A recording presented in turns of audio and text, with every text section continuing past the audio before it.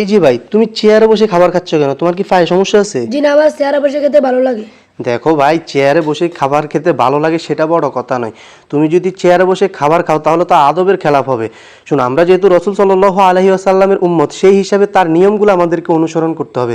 আমাদের নবী মুহাম্মদ সাল্লাল্লাহু আলাইহি ওয়াসাল্লাম যখনই খাবার খেতে বসতেন, তিনি বসে খাবার খাইতেন আর প্লেটের নিচে সবসময় দস্তরখানা রাখতেন।